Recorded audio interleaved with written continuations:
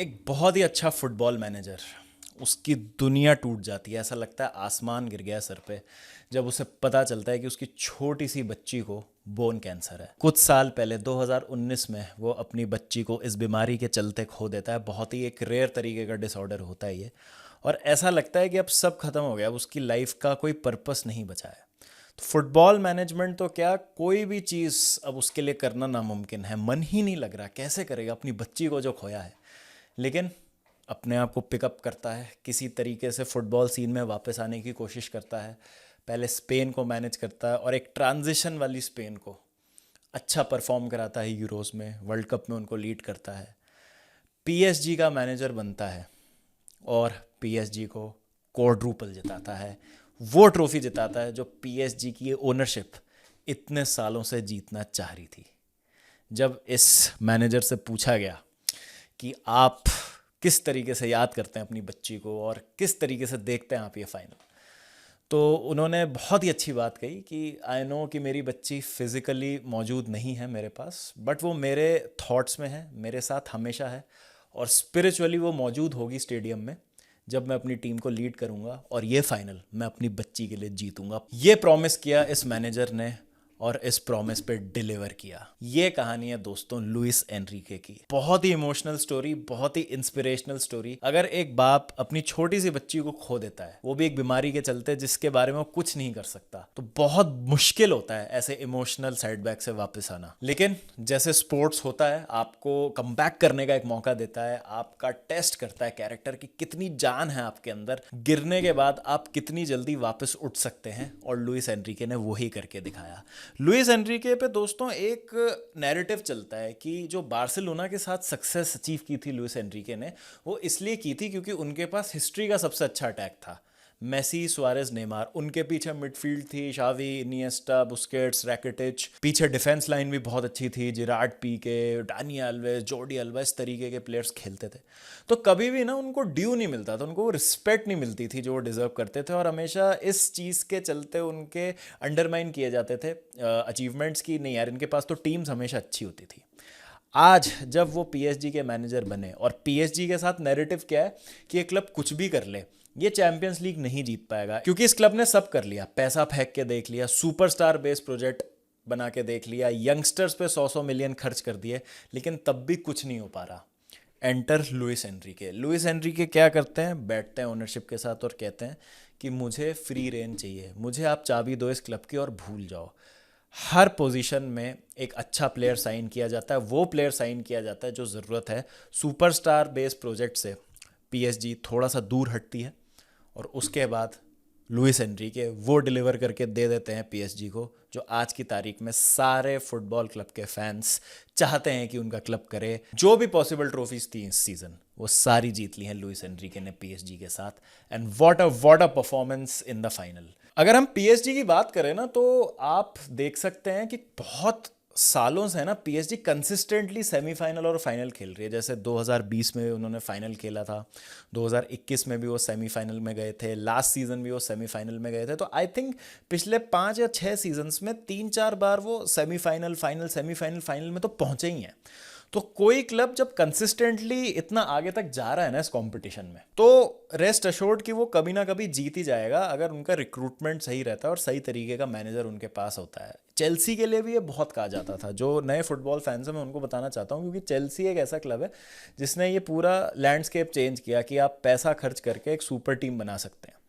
Financial fair play ही Chelsea की वजह से लाया गया था फुटबॉल में, उससे पहले नहीं होता था एफएफपी, क्योंकि चेल्सी धूम मचा रही थी। रोमन अब्रामोविच जो कर रहे थे ट्रांसफर मार्केट में, वो पसंद नहीं आ रहा था किसी को भी। तो चेल्सी ने जब ये चीज़ प्रूव की कि नहीं, हाँ एक्चुअली में आप एक टीम ऐसी बन सकते हैं जो अगर आप सही तरीके से पैसा इन्वेस्ट करें तो कोई भी ट्रॉफी वो आप जीत सकते हैं, वो बैरियर ब्रेक करने वाली है, वो नैरेटिव ब्रेक करने वाली पहली टीम चेल्सी थी। लोग मैन सिटी के लिए भी यही कहते थे कि भाई ये टीम कुछ भी हो जाए चैंपियंस लीग तो नहीं जीत सकती। 2023 में मैन सिटी ने ट्रेवल किया, और पीएसजी के लिए भी यही बोला जा रहा था कि पीएसजी कभी चैंपियंस लीग नहीं जीत सकती, चाहे कुछ ही हो जाए, क्लब ही ऐसा है, ये है, वो है। लेकिन आज पीएसजी ने और लुइस एनरिके ने स्पेसिफिकली सबको गलत साबित कर दिया है। तो प्रोसेस अगर जहाँ पर होता है और एक कंसिस्टेंसी आप अचीव कर लेते हैं, तो रेस्ट अश्योर्ड चीज़ें आपके लिए हो जाएंगी। और बहुत सारी स्टोरी लाइन्स थी दोस्तों इसमें, ना केवल पीएसजी के पॉइंट ऑफ व्यू से, इंटर के पॉइंट ऑफ व्यू से भी।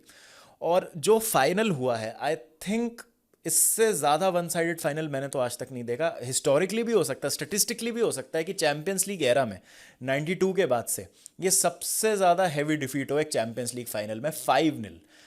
और ऐसा लग रहा था आज कि इंटर बहुत ज़्यादा थकी हुई है, कोई अलग ही टीम खेलने आई है, और एक लीग मैच चल रहा था, जैसे जैसे पीएसजी फोड़ देती है ना अपनी लीग्स में टीम को, वैसा लग रहा था। तो मैच के बारे में मैं क्या बात करूं, मैं स्टोरी लाइंस के बारे में आज ज़्यादा बात करना चाहता हूं। आपको पता है विलियन पाचो की स्टोरी कितनी ज़्यादा इंस्पिरेशनल है? जो सेंटर बैक है विलियन पाचो पीएसजी के। तो क्या हुआ, जब 2018-19 की बात है, तो विलियन पाचो बहुत यंग है, अभी 22-23 साल के ही हैं। तो जब वो 17-18 साल के थे तो उनको स्काउट किया गया इंडिपेंडेंट देल वेल, एक इक्वाडोरियन क्लब है ये, आईडीवी इसको शॉर्ट फॉर्म में कहते हैं। तो ये माना जाता है कि इक्वाडोर की टैलेंट फैक्ट्री है, यहाँ से बहुत प्लेयर्स निकलते हैं, जैसे हिनकापिए हो गए, एस्तुपिनान हो गए, मोइसेस काइसेडो, ये सारे आईडीवी से ही निकले हैं प्लेयर्स, जो इक्वाडोर में क्लब है। तो विलियन पाचो को भी बहुत यंग एज में वहाँ स्काउट किया गया, यूथ सिस्टम से वो ग्रेजुएट हुए। सीनियर टीम में जिस दिन उनका डेब्यू था तो वो बड़े खुश थे कि आज भाई मेरी ज़िंदगी का सबसे बड़ा खुशी का दिन है और मैं जा रहा हूँ एक प्रोफेशनल फुटबॉलर बनने का, भाई मेरा सपना जो है वो पूरा हो गया है। तो मैं जा रहा हूँ, और अपनी मम्मी को कहते हैं कि माँ मैं जा रहा हूँ खेलने, और वापस आऊँगा तो हम सेलिब्रेट करेंगे, पार्टी करेंगे, और आपके लिए एक बहुत अच्छा सा गिफ्ट लेके आऊँगा मैं, क्योंकि आज मैं एक प्रोफेशनल फुटबॉलर बन गया। तो विलियन पाचो जाते हैं, खेलते हैं, इंप्रेस करते हैं सबको। वापस वो जब लौट रहे होते हैं गिफ्ट लेके अपनी माँ के लिए, घर आते हैं उनको पता चलता है कि उनकी माँ नहीं रही, और एक हादसे में अनफॉर्चुनेटली उन्होंने अपनी माँ को खो दिया। तो बहुत बड़ा सेटबैक लगता है उनको। और ये क्या है कि बहुत कॉमन चीज़ होती है साउथ अमेरिकन फुटबॉलर्स में कि अगर उनको कोई सेटबैक लग जाता है, कोई उनके साथ घटना हो जाती है, तो गलत रास्ते पे चले जाते हैं, मेहनत नहीं करते, टूट जाते हैं, which is quite normal, human nature है यार। आपने पेरेंट को खोया है, एक it's a very big deal. लेकिन उन्होंने अपनी माँ से वादा किया था कि मैं एक बहुत बड़ा फुटबॉलर बनूंगा, बहुत मेहनत करूंगा। मेहनत करते हैं, सेटबैक से उभरते हैं, और अंडर 20 कोपा लिबर्टाडोरेस जीतते हैं आईडीवी के साथ। उस टीम में सारे प्लेयर्स थे जिनका मैंने नाम लिया, हिनकापिए, एस्तुपिनान, काइसेडो वगैरह। उसके बाद उनको स्काउट करती हैं यूरोप की टीम्स, रॉयल एंटवर्प ज्वाइन करते हैं बेल्जियम में। 1 साल के बाद वहाँ आइंट्राच फ्रैंकफर्ट चले जाते हैं, और फ्रैंकफर्ट से पीएसजी उनको यहाँ ले आती है पेरिस, और जहाँ पे आज उन्होंने चैंपियंस लीग फाइनल खेला इंटर के अगेंस्ट, और चैंपियंस लीग फाइनल जीत लिया। और कितना प्राउड फील कर रही होगी उनकी मम्मी जहाँ पे भी होंगी। 51 जर्सी नंबर है पाचों का, अगर आपने ध्यान दिया होगा, वो सिग्निफाई करता है उनकी मम्मी की एज, जिस एज में उन्होंने उनको खोया। तो बहुत ब्यूटीफुल स्टोरी लाइन्स हैं ये। उधर इंटर में भी आप देखें तो अचेरबी की अगर आप स्टोरी देखेंगे, वो भी बहुत इंस्पिरेशनल है। जब इंटर के अगेंस्ट अचेरबी ने वो गोल मारा था, तो पता चला था हमें कि उनकी भी कितनी स्ट्रगल रही है। तो बहुत ज़्यादा स्टोरी लाइंस थी हर तरफ, जहाँ पर डिलीरियस हो गई है पीएसजी के फैंस, और पीएसजी को सब कुछ मिल गया है, और यूफोरिया है, और बहुत ज़्यादा खुशी है। वहाँ पे इंटर का आप सोचिए एक बार, कोपा इटालिया के सेमीफाइनल में हार गए, 1 पॉइंट से लीग हार गए, और चैंपियंस लीग फाइनल हार गए। 3 साल में दूसरा चैंपियंस लीग फाइनल हार गए। बहुत ज़्यादा हार्ट ब्रेकिंग है किसी भी इंटर फैन के लिए, इतना दूर जाके भी कुछ हाथ ना लगा। बहुत बहुत मुश्किल होता है ऐसा। 2002 में लेवरक्यूसन के साथ हुआ था, 2008 में चेल्सी के साथ हुआ था, 2012 में बायर्न म्यूनिख के साथ हुआ था। होती हैं ऐसी चीज़ें फुटबॉल में। फुटबॉल जहाँ पे रिवॉर्ड भी बहुत करता है, फेरी टेल्स हमें देखने को मिलती हैं, जहाँ पे ऐसी स्टोरी लाइन्स होती है जिनकी हैप्पी एंडिंग होती है। कभी कभी हार्ट ब्रेक्स भी बहुत ज़्यादा होते हैं, और ज़ीरो सम गेम होता है ये, एक का अगर फ़ायदा है तो दूसरे का नुकसान होगा। और आज हमें कहीं ना कहीं कुछ इसी तरीके की चीज़ें देखने को मिली। अगर मैं मैच की बात करूं तो ऐसा लग रहा था दोस्तों कि इंटर एकदम फटीग्ड है, थके हुए हैं वो। और जो ये टाइटल रेस थी सेरिया की, जो कोपा इटालिया का रन था उनका, जो बार्सिलोना के अगेंस्ट उनका सेमीफाइनल था, चूस लिया उसने इंटर को पूरी तरीके से। It took a lot out of them. और इंटर की अगर आप स्क्वाड देखेंगे ना, बहुत एजड स्क्वाड है यहीं पे वर्सेस पीएसजी की स्क्वाड, जो कि बहुत यंग है। I think youngest squad to win a Champions League campaign है ये, if I am not wrong. मतलब अगर एवरेज एज के मुताबिक देखें तो youngest squad to start a Champions League final, ऐसा कुछ था। जहाँ पे एक सामने यंग टीम है, फ्रेश टीम है, क्योंकि पीएसजी के कॉम्पिटिशन्स पहले ही निपट गए थे, तो उनके पास ज़्यादा टाइम था टू रिकूप, टू रिकवर। वहीं इंटर के पास कम टाइम था, फटीक साफ दिख रहा था। लेकिन अगर कोई टीम 5 गोल खा रही है, और ऐसा लग रहा था कि वो 7 या 8 भी खा सकते थे, ब्रैडली बारकोला ने कसम खा ली थी कि मैं गोल नहीं मारूंगा आज, इजी चांसेस मिस करूंगा। बहुत ज़्यादा एम्बैरेसिंग हो सकता था, थ्रैशिंग हो सकती थी इंटर की और ज़्यादा। मतलब थ्रैशिंग तो हो ही गई है, एम्बैरेसमेंट तो हो ही गई है। मतलब डबल डिजिट्स में जा सकता था स्कोर। तो आपको सवाल पूछना पड़ेगा कि भाई इंटर का प्लान क्या था और वो किस तरीके से आज उतरे थे फील्ड पे, क्योंकि बिल्कुल भी इंटर आज नहीं लग रही थी कि चैंपियंस लीग फाइनल खेलने आई है। चाहे आप उनके सेट पीस डिलीवरीज देख लीजिए, क्योंकि सेट पीसेस पे इंटर बहुत ज़्यादा खतरनाक टीम है और पीएसजी उतनी ही वल्नरेबल है सेट पीस पे। ना उनकी फ्री किक डिलीवरीज अच्छी थी, ना कॉर्नर पे उन्होंने कुछ अच्छा किया, ना 4 या 5 से ज़्यादा पासेस वो स्ट्रिंग नहीं कर पा रहे थे। निको बरेला का बहुत खराब परफॉर्मेंस, चाना नोगलू और मखितारियन दोनों इनविजिबल थे, दिखे ही नहीं फील्ड पे बिल्कुल भी। डम्फ्रीज को कुछ भी नहीं करने दिया, नूनो मेंडेस ने एकदम लॉक कर दिया, डम्फ्रीज को आगे नहीं जाने दिए। लोतारो मार्टिनेस को तो सर्विस ही नहीं मिली, कुछ भी किसी को नहीं करने दिया। थोड़ा बहुत जो हो रहा था वो मार्कस तुरम से हो रहा था, दैट्स इट। वो भी अपनी फिजिकलिटी के बल पे कुछ कर पा रहे थे तो कर पा रहे थे, बाकी कुछ भी नहीं किया। कुछ स्टैट्स आपको बताना चाहता हूँ इस पूरे सीजन के पीएसजी के पॉइंट ऑफ व्यू से, जो उनकी फ्रंट लाइन है। डेम्बेले ने इस सीजन 37 स्टार्ट्स में 46 गोल कंट्रीब्यूशन दिए हैं, जिसमें 33 गोल्स हैं और 13 असिस्ट्स हैं। डेजरे डुए, द 19-year-old डेजरे डुए, उनकी बात मैं अलग से करूंगा आगे। 32 स्टार्ट्स में 30 जीए, यानी 16 गोल और 14 असिस्ट शामिल हैं उसमें। ब्रैडली बारकोला 44 स्टार्ट्स में 38 जीए, इतना मिस करने के बावजूद भी, आर्सेनल के अगेंस्ट भी कई सारे मिस किए और आज भी मिस किए। 21 goals and 17 assist in all competitions. Kvaratskhelia 21 starts 11 GA, 6 goals और 5 असिस्ट, बेहतरीन साइनिंग क्वारत्स्केलिया। टोटल 125 गोल्स और असिस्ट इस फ्रंट लाइन के, अनबिलीवेबल। इसमें तो मैंने गुंसालो रामोस को इंक्लूड नहीं किया। तो लुइस एनरिके ने इतना ज़बरदस्त काम किया है। एक तो जो मिडफील्ड है पीएसजी की इतनी ज़्यादा टेक्निकल है, जाओ नेवेस करते हैं मजदूरी, जो डर्टी वर्क होता है, जो आपको एक ऐसा बंदा चाहिए बॉल रिकवर करता रहे, भागता रहे, हाउंड करता रहे सामने वाले मिडफील्डर्स को, जाओ नेवेस करते हैं। टेम्पो डिक्टेट करते हैं विटीनिया, I think one of the best holding midfielders. और कोई फिजिकल या बहुत इंपोजिंग प्रेजेंस नहीं है विटीनिया की, स्किल, रीड करना गेम को, कहाँ पे कब बॉल रखनी है, कब होल्ड करनी है, कब पास देना है। और एक हल्का सा शिमी करेंगे, 2 लोग उनको प्रेस कर रहे हैं, प्रेस ब्रेक हो गया, suddenly PSG is on the counter attack. Reminds me of a certain Sergio Busquets. Compare नहीं कर रहा हूं दोस्तों, प्रोफाइलिंग की बात कर रहा हूं मैं, जो विटीनिया काम करते हैं, शानदार। और अगर आपको और थोड़ा सा मेटल चाहिए, थोड़ा सा स्टील चाहिए आगे, उसके लिए आपके पास फाबियन रुइज है।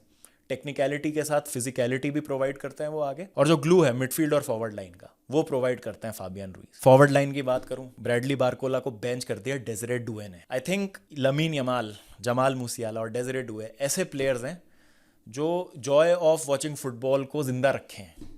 मज़ा आता है डेजरे डुए को फुटबॉल खेलते देखने में। नेमार रीजन, आप लमीन यमाल बोलेंगे, मैं कहूँगा डेजरे डुए भी ज़्यादा दूर नहीं है। क्या प्लेयर है, क्या साइनिंग है यार, और क्या ब्रेक थ्रू सीजन रहा डेजरे डुए का। और again man of the match performance, खोल के रख दिया बिल्कुल। इंटर की मैं बात करूं तो defensive shape was all over the place. Dimarco को तो खा गए आज पीएसजी के जो फॉरवर्ड्स थे। अशरफ हकीमी इस सीजन के बेस्ट राइट बैक है मेरे ओपिनियन में। अगर आप उनकी डिफेंसिव परफॉर्मेंसेस देख लें, चाहे आप उनके गोल कंट्रीब्यूशन देख लें, टॉप 5 यूरोपियन लीग्स में बहुत हाई पोजीशन पर हैं वो, अगर हम गोल कंट्रीब्यूशंस वाले प्लेयर्स की बात करें डिफेंडर्स में। शानदार परफॉर्मेंस हकीमी का। इधर नूनो मेंडेस ने जिस तरीके से पैक करके रखा था, पाचो और मार्किनियोस की शानदार डिफेंसिव प्रेजेंस, कोई ज़रूरत नहीं थी किसी को भी और कुछ करने की। डेम्बेले की बात करें तो बैलन डोर कॉन्वर्सेशन में अब डेम्बेले सबसे ऊपर आ गए हैं अचानक से। इमेजिन एम्बापे से पहले बैलन डोर जीत जाए डेम्बेले। एम्बापे छोड़ के जाते हैं पीएसजी और अगले ही सीजन पीएसजी चैंपियंस लीग जीत जाती है। ये काम किया है लुइस एनरिके ने। सुपरस्टार बेस्ड प्रोजेक्ट से हट गए और जो भी प्लेयर चाहिए थे और जो खेल सकते हैं प्लेयर, उनको खिलाया है। और जिस तरीके से उनको यूज़ करना चाहिए, जो उनको फ्रीडम चाहिए, जो उनका रोल है, जैसे वो कंफर्टेबल फील करते हैं, खेलने दो भाई, खिलाओ। ये एक मैनेजर की बहुत इंपॉर्टेंट क्वालिटी होती है कि अपनी फिलॉसफी को भी आपको इम्प्लीमेंट करना है, लेकिन साथ साथ आपको प्लेयर्स को फ्रीडम भी देनी है। डेम्बेले का सबसे बड़ा क्रिटिसिज्म क्या रहा है कि बंदा इंजर्ड रहता है, अवेलेबल ही नहीं है। इंजरी प्रॉब्लम सॉल्व की है भाई, कितना बड़ा टास्क है ये। अब जो भी हो, चाहे वो डाइट को ठीक करना हो, चाहे वर्कआउट उनका कुछ ऐसा इंट्रोड्यूस कराना हो डेम्बेले का, आज तक जो समझ नहीं आ रहा था डॉक्टर्स को, कोई ऐसी चीज़ फाइंड कर ली है जो इम्प्रूव कर दी है जिससे डेम्बेले की फिजिकल फिटनेस इम्प्रूव हो गई। जो भी है, आपको इन सब चीज़ों की तारीफ करनी पड़ेगी। स्टार्ट जैसा था सीजन का पीएसजी का, सबको लग रहा था ये तो टीम बाहर हो जाएगी। और सबसे डिफिकल्ट रन था दोस्तों पीएसजी का। अगर आप देखेंगे, अगर आपको ग्रुप स्टेज के मैचेस याद हो लीग फेस के, तो सबसे डिफिकल्ट रन मिला था पीएसजी को। और 2 मैच रहते भी नहीं लग रहा था कंफर्म है पीएसजी का क्वालिफाई करना।